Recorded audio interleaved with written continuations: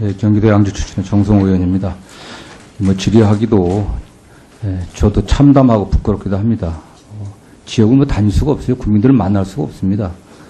너는 뭐 했냐는 얘기도 많이 듣습니다.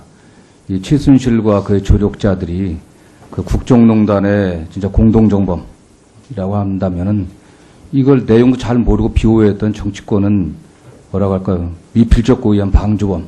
그리고 검찰은 최소한 업무상 중과실범의 책임을 면하기 쉽지 않습니다, 사실요. 이게 이미 지나 있었던 그 정윤회 씨의 그 문건 유출 사건 때 거기에 구속됐었던 박관천 경정이 권력 세울 1위는 최순실이고 2위는 정윤회고 3위가 박근혜다 이렇게 얘기했습니다. 그 사건 때만이라도 검찰의 제 역할을 하고 이 사건을 들여다보고 청와대 민정수석이 뭐가 문제가 있는지 한번 점검을 했다고 하면은 또 그 역할을 다 했다고 하면은 이렇게까지 가지는 않았을 겁니다. 참 안타깝습니다. 다른 의원들이 다 지적하는 얘기가 같습니다. 검찰이 과연 여러 역할이 있지 않겠습니까? 수사기관, 공소제기 유지기관, 국민인권옹호기관, 여러 지위가 있지만 이 수사기관으로서의 검찰의 존재 의의가 전면적으로 부정될 수 있는 상황이에요, 지금 사실은요. 여러분들이 늘 만나는 그 사람들 얘기만 들어서는 안 됩니다. 바닥에 흐르는 그 민심을 좀 들여다봐야 됩니다. 그렇죠. 지난번 국정감사 기간 중에도 야당 의원들 중심으로 무수한 얘기들이 나왔습니다. 본 의원도 최순실의 행태가 국가 권력을 사유화해갖고서 국정을 농단하는 행위다. 엄정하게 수사해갖고 처리돼야 된다는 얘기를 수없이 했습니다. 중앙지검, 대검, 법무부. 같은 얘기를 갖다 고장하는 레코드처럼 계속 반복했습니다. 장관께서는 법과 원칙에서 한다고 했지만 국민들은 그렇게 보고 있질 않아요, 지금요. 이게 뒤에 계신 우리 검찰 간부들도 그냥 이 또한 지나가리라 이런 생각 갖고 이렇게 안일하게 대응하다가는 정말 위험한 사태가 올 수도 있습니다. 이게 정치권이나 여기 계신 분들이 컨트롤하는 그런 상황이 아닙니다, 사실은. 정말 진짜 우리 가슴에 손을 얹고 여러분들이 최순실 같은 이런 일개 필부의 국정농단을 방조하고 내버려두고 그걸 지켜보려고 그러고 검사된 거 아니지 않습니까? 그게. 일간에서는 이런 말도 있습니다. 늑대 펴려다가 호랑이 만났다고. 지금 최재경 민정수석에 등장을 갖다 그렇게 보는 사람도 있습니다. 이 사건을 갖고 있으니까 검찰 인사, 승진, 보직 다 민정수석이 좌지우지하니까 그렇게 되지 않겠냐. 또 내년 2월까지 검찰 인사 때까지 적당히 넘어가다 보면 다 그거 쳐다보고 있고 제대로 못하지 않겠냐. 이렇게 얘기하는 사람도 있어요. 정말 장관께서 장관 그만둬 국회의원 나갈 거 아니고 대통령 나갈 거 아니라면 그 역할에 정말 최선을 다해줘야 됩니다. 그게 진짜 30년 넘게 공직에 봉사하고 또 정의를 세우겠다고 법을 공부하셔갖고 검찰에 들어온 일에 그런 사명감 있지 않았습니까? 그게 그걸 지키는 의미에서 정말 이번에 제대로 역할을 안 해주시면 안 될 것 같고요. 이게 같은 얘기입니다. 좀 정말 이번이 어떤 수사 결과가 나오더라도 국민의 눈높이에 맞추지 못한다고 하면은 굉장히 심각한 상황이 올 거다. 한번 좀 심각하게 정말 고민해 주기 좀 부탁드리고요.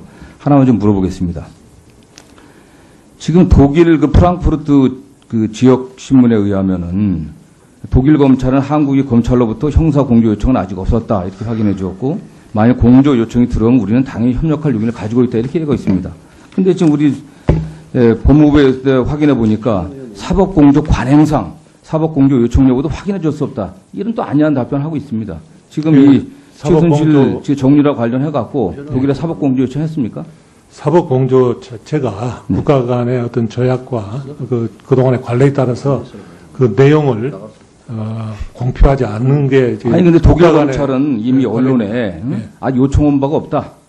그러나 우리 요청이 오면은 바로 당연히 협력할 용의를 갖고 있다 이렇게 얘기를 하고 있어요. 저쪽 나라에서는. 그쪽의 진행 사항도 저희들이 파악을 하고 있고 적당한 시기가 되면은 저희들이 구체적인 사법 공조를 할 계획입니다. 하여튼 이것도 나중에 또 오해의 소지가 없게 좀 제대로 해주시고 이미 일부 언론 보도에 의하면은 그 정유라 지원했던 삼성 측에서 사장이라든가 전무 또 법무실 담당 변호사가 독일 가고서 이러저러 의논도 하고 했다는 얘기들이 지금 나오고 있습니다. 검찰이 계속 여러 가지 수사 진행 과정에 뒷북치기라는 지금 지적을 받고 있는데 그런 소리 안 듣게 좀 해주시길 좀 부탁드리고요. 철저히 하도록 하겠습니다. 그 다음에 지금 이 사건도 통상적인 사건이라면 수사하는 검찰로부터 대검 통해서 법무부 거쳐갖고 민정수석실까지 다 이게 보고되는데 지금 최순실 우병우 사건도 지금 그렇게 좀 또 보고가 되고 있습니까? 또? 전혀 그렇지 않습니다. 그렇지 저도 않습니까? 보고를 받지도 않고 있고 네. 또 보고를 받지 않기 때문에 당연히 보고도 하지 않고 있습니다. 예, 수고하셨습니다. 다음 박범계 의원님 질의해 주시기 바랍니다. 네, 대전 서구울 출신의 박범계입니다. 우병우 소환합니까? 그 부분에 대해서는 지금 특별수사본부에서 수사 경과에 따라서 아마 시기나 출국 금지는 맞지요? 출국 금지가 된 것으로 알고 있습니다. 출국 금지라는 얘기는 지금 개인 비리 말고도 직무유기 부분에 대해서 수사한다. 또 그것의 일환으로 출금한 거로 이렇게 봐도 되겠습니까? 그 부분에 대해서는 제가 보고를 받지 못했기 때문에 네, 알겠습니다. 말씀드리기 우리 어렵습니다. 행정처장님, 네. 서울고등법원 결정 중에 제일모직과 삼성물산 합병과 관련된 주식 매수 가격 정당한 가격으로 결정해달라는 비송사건의 결정문이 있었죠. 네, 있었습니다. 대법원에 이게 지금 재항고돼 있습니까? 그런 것으로 알고 항고돼 있습니다. 있죠. 예, 언제 이거 심리 중이죠? 그렇습니다. 오늘 저희 당의 우상호 원내대표가 정경 유착의 몸통은 박근혜 대통령이고 그 사례로 제일모직과 삼성물산의 합병을 들었습니다. 그리고 결정적인 캐스팅 보트 역할을 했던 국민연금에 어마어마한 손실을 거론했습니다. 삼성전자의 사장이었던 박상진 씨가 대한승마협회장이 됐습니다. 그리고 작년 9, 10월 여러 번에 걸쳐서 35억 원을 쪼개서 송금을 했습니다. 이 박상진 회장, 삼성전자 회장이 2015년 3월에 승마협회를 회장을 맡았습니다. 아까 우리 정성호 의원님 지적한 바와 같이 박상진 사장은 독일에서 삼성법무실 소속 변호사 등을 동행하고 최순실 씨와 수차례 사업을 논의했다라는 독일 코레스포츠 공동대표 로베르트 쿠이퍼스의 진술도 증언도 나왔습니다. 7월에 제일모직과 삼성물산이 합병을 합니다. 이 합병의 결정적인 권한은 국민연금이 갖고 있었습니다. 삼성물산의 주주인 미국계 헤지펀드 엘리엇 매니지먼트는 합병을 반대했습니다.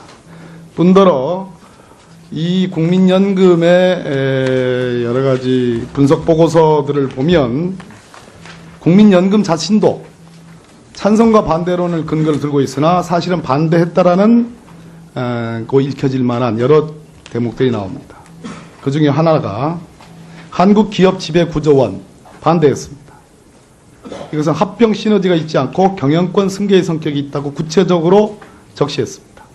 미국의 자문회사인 ISS 역시 합병 반대를 권고했습니다. 이러한 문건이 7월 17일 주주총회가 합병 주주총회 의결이 있기 전에 국민연금에 의해서 제시됐습니다. 국민연금의 관계자들은, 실무 관계자들은 어쩌면 이로 인해서 있을 수 있는 형사 민사상의 책임을 미리 미연에 막기 위해서 이렇게 찬반론을 교묘히 적시해놨으나 반대의 의견이 높았다는 것이 본의원의 생각입니다. 그럼에도 불구하고 국민연금 투자본부장이었던 홍완선 씨는 이 합병에 관한 주주총회 의결이 있기 전에 이재용 삼성 부회장과 만납니다. 합병에 관한 구체적인 얘기를 나눕니다.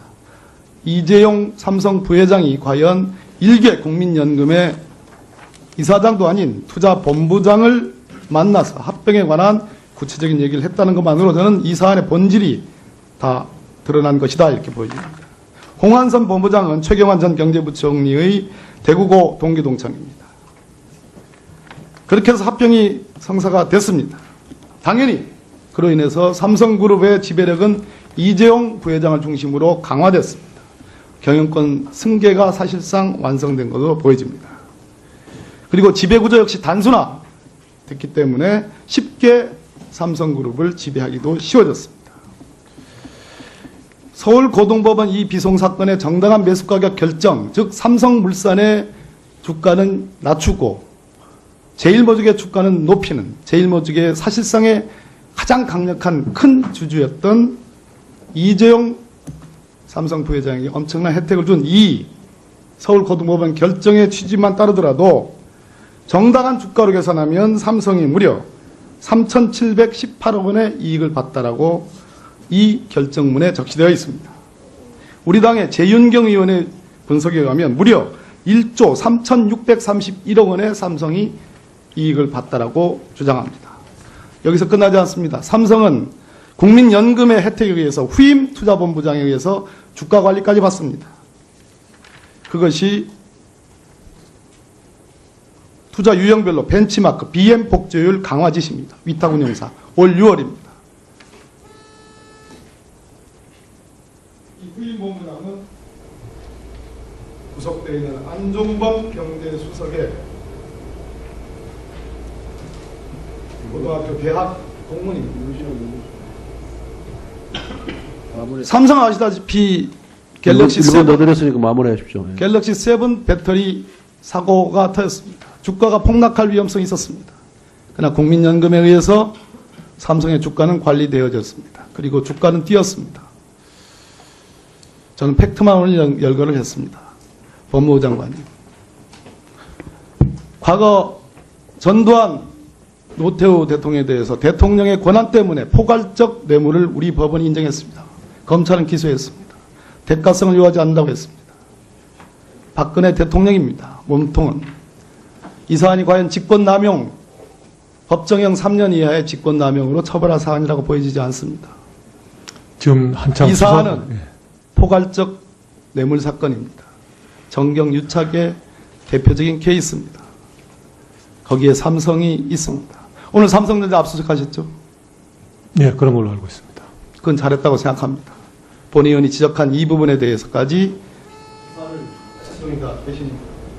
지금 특별수사본부에서 제기된 의혹 전반에 대해서 아무런 제약 없이 수사를 진행을 하고 있습니다. 수사를 진행해서 그 사실관계가 확정이 되고 그 사실관계에 대한 법리 검토, 어떤 법을 어떤 처벌 규정을 적용할 것인가 이런 것까지 수사가 진행된 다음에 아마 결론이 나올 것입니다.